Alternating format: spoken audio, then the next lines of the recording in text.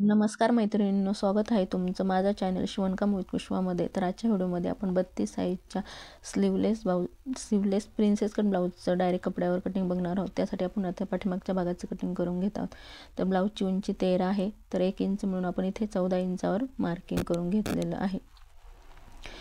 तर आता शोल्डर आपण घेणार आहोत 5 इंच, मुंड्याचं माप आपण घेणार आहे 5.5 इंचावर इथे मार्किंग करून आपण रेषा आखून घेतलेली आहे.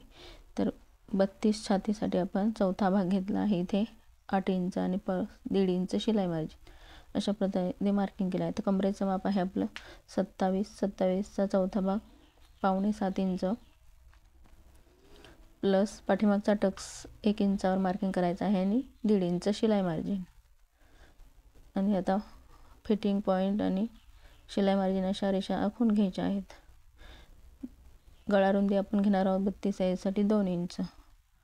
पाठीमागचा गळा आपला 10 इंच आहे, अर्धा इंच वाढवून घ्यायचा आहे शोल्डरसाठी. खालच्या साईडला आपण गळा रुंदी आपल्या आवडीनुसार ठेवू शकतो. मी इथे 2.25 इंच इथे गळा रुंदी घेतलेली आहे आणि सरळ रेषा ड्रॉ करून इथे आपण गळा आता घेणार आहोत. तर इथे मी व्ही आकाराचा गळा ड्रॉ करून घेतलेला आहे. तुम्ही तुमच्या आवडीनुसार इथे गळा घेऊ शकता. तर बघा, तुम्हाला हवी ती गळ्याची तुम्ही पाठीवरची पट्टी ठेवू शकता. तर डीपनेक आहे, तर डीपनेकमध्ये आपण इथे शोल्डर 1/2 इंच कमी करायचं आहे आणि क्रॉसमध्ये रेषा आखून घ्यायची आहे. आता पाठीमागच्या मुंड्याला शेप देण्यासाठी आपण 1 इंचावर मार्किंग करून घेतलं आहे. पुढच्या मुंड्याला अर्धा इंचावर मार्किंग करून घेतलं आहे. मुंड्याच्या रेषेचा मध्य करायचा आहे आणि पाठीमागच्या मुंड्याला शेप देऊन घेतलेला आहे. बघा, या अशा पद्धतीने शेप देऊन घ्यायचा आहे. तर दोन्ही मुंड्याचा इथे आपण आकार दिलेला आहे. तर पाठीमागच्या टक्ससाठी आपण 4 इंचावर मार्किंग करून घ्यायचं आहे. 4 इंचावर मार्किंग केलेलं आहे. तर उभा टक्ससाठी आपण आपला जो काही गळा आहे त्या गळ्याच्या खाली हा टक्स घेतला पाहिजे. ज्यावेळेस गळा डीप असतो त्यावेळेस टक्सची उंची कमी जास्तही होऊ शकते, तर गळ्याच्या खोलीनुसार तो खाली टक्स घ्यायचा आहे. कमरेच्या साईडने अर्धा इंच वरती का घ्यायचा आहे, तर कमरेच्या जेव्हा टक्स घेतल्यानंतर क्रॉस होऊ नये म्हणून आपण अर्धा इंच तिथे वरती घेतलेला आहे. तर अशा पद्धतीने पूर्ण पाठीमागच्या भागाचा आपण ड्रॉइंग करून घेतलेलं आहे. आता आणि डीपनेकमध्ये 1/2 इंच गळा उतार म्हणजेच शोल्डर उतार पण द्यायचा आहे, त्यामुळे आपला शोल्डर उतरत नाही. तर अशा पद्धतीने पाठीमागच्या भागाचं इथेही मार्किंग करून झाले आहे. आता आपण हे कटिंग करून घेऊयात. तर बघा, आजच्या व्हिडिओमध्ये मी तुम्हाला स्लीवलेस प्रिन्सेस कटचं अगदी डिटेलमध्ये हे कटिंग दाखवत आहे. तर व्हिडिओ अगदी शेवटपर्यंत नक्की बघा. तुम्हाला आजचा व्हिडिओ आवडल्यास व्हिडिओला लाईक करा, शेअर करा, सबस्क्राईब करा आणि छानसे कमेंट करून सुद्धा सांगा तुम्हाला माझे व्हिडिओ आवडतात की नाही, किंवा तुम्हाला जर एखाद्या व्हिडिओचा कटिंग हवं असेल तर ते सुद्धा तुम्ही कमेंटमध्ये सांगू शकता. तर बघा, अशा पद्धतीने आपण हे पाठीमागच्या गळ्याचं हे गळा पण आपण इथे कटिंग करून घेणार आहोत. तर इथे बघा, गळा कटिंग करून घेतलेला आहे. तर बघा, पाठीमागच्या भागाच्या दोन्ही भागांचा टक्सचं पण इथे मार्किंग करून घ्यायचं आहे. कटिंग करतानाच ह्या सर्व गोष्टी आहेत, छोट्या मोठ्या ट्रिक्स असतात, त्या जर आपण अवलंबल्या तर आपल्या ब्लाऊजला फिनिशिंग म्हणजे शिवताना खूप कमी वेळात शिवून होतं. तर अशा पद्धतीने बघा, पाठीमागचा भाग हा आपला कटिंग करून झालेला आहे. आता तोच भाग ठेवून आपण फ्रंट पार्टचं पण कटिंग करून घेणार आहोत. प्रिन्सेस कटमध्ये पाठीमागचा आणि पुढचा दोन्ही भाग सेमच असतात उंचीला. तर अशा पद्धतीने मार्किंग करून घ्यायचं आहे.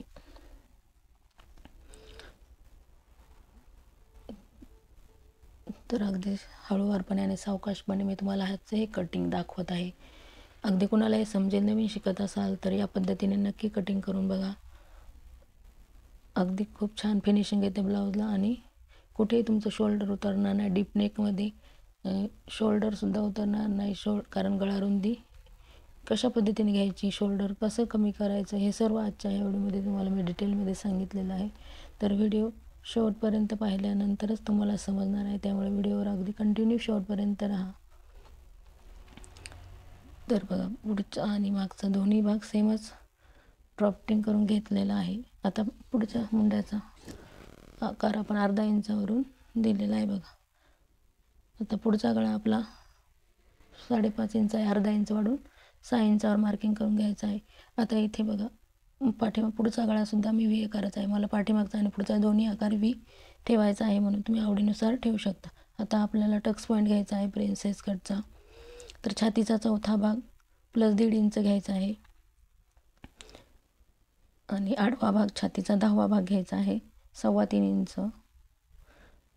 अशा पद्धतीने खालच्या साईडला पण तेवढं अंतर घेऊन टक्सची उंची घ्यायची आहे बघा. आता यामधून आपण प्रिन्सेस कटचा आकार देणार आहोत. तर प्रिन्सेस कटचा टक्स बघा आपण 1.5 इंचाचा घेतलेला आहे. वरती पुन्हा 1.5 इंच करून क्रॉस रेषा आखून घ्यायच्या आणि मुंड्यामधून प्रिन्सेस कटचा आकार द्यायचा आहे बघा. खूप छान असं ड्राफ्टिंग केलं आहे. छातीमध्ये आपण 1 इंच एक्स्ट्रा घ्यायचा आहे आणि कमरेमध्ये 1.5 इंच, जे की आपलं शिलाई मार्जिन आहे एक्स्ट्रा, ते आपण इथे घेतलेलं आहे.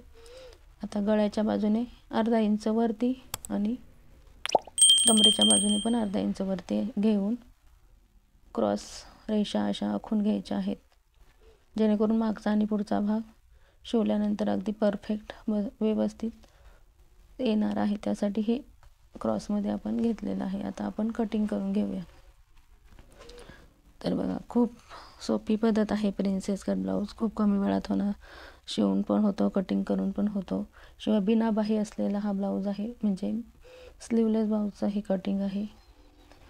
तर नक्की तुम्ही आजचा हा व्हिडिओ बघून एकदा कटिंग करून बघा. नक्कीच तुमचा ब्लाऊज अगदी परफेक्ट बसेल. तर बघा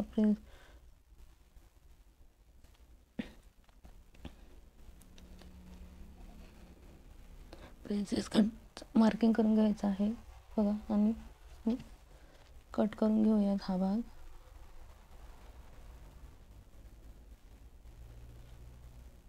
खूप कमी वेळामध्ये झटपट असं कटिंग करायचं आहे. मार्किंग करून ठेवायचं आहे. जिथे आपलं फिटिंग म्हणजे डॉट आहे तो डॉट पॉईंट आपण इथे कट देऊन घेतलेला आहे बघा.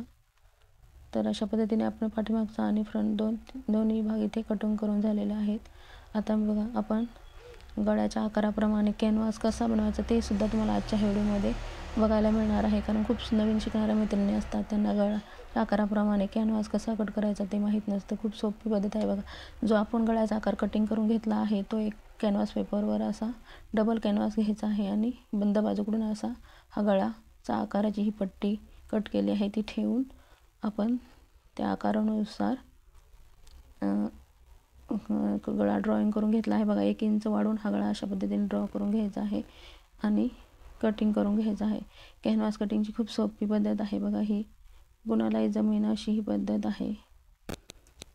तर बघा, अशा पद्धतीने कॅनव्हास कटिंग करून घ्यायचं आहे बघा. आता हा कॅनव्हास कटिंग करून घेतला, हा दुसऱ्या कपड्यावर ठेवायचा आहे बघा. नवीन शिकणाऱ्या मैत्रिणींना माहीत नसतं बघा. तर कॅनव्हास कसा ठेवायचा बघा. अशा पद्धतीने एखाद्या दुसऱ्या अस्तर हे कॅनव्हास ठेवायचा आहे आणि त्याला आपण आता काही प्रेस करून घ्यायचं आहे बघा. किंवा तुम्ही डायरेक्ट शिलाई पण मारू शकता, परंतु प्रेस केल्यानंतर कॅनव्हास अगदी परफेक्ट व्यवस्थित होतो, म्हणजे क्रॉस वगैरे जात नाही शिवताना. परफेक्ट असं आहे. आता साईडने आपण अर्धा इंच मार्जिन ठेवून हा कॅनव्हासच्या बाजूचा कपडा कटिंग करून घ्यायचा आहे. जर तुम्हाला माहीत नसेल तर बघा, कॅनव्हास गळ्याच्या आकाराप्रमाणे कॅनव्हास कसा कट करायचा याचा व्हिडिओसुद्धा माझ्या चॅनलवर अपलोड आहे, तो तुम्ही तिथे जाऊन पाहू शकता.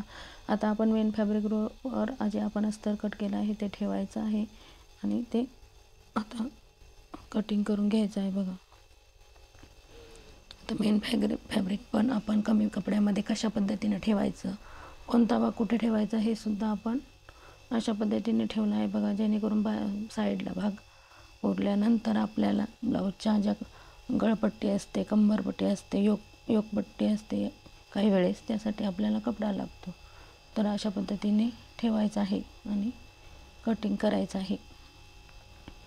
तर नक्की आजचा हा व्हिडिओ पाहिल्यानंतर तुम्ही 32 साईजचा प्रिन्सेस कट ब्लाऊज कटिंग करायला शिकणार आहात. आजचा व्हिडिओ कसा वाटला कमेंट करून नक्की सांगा. धन्यवाद.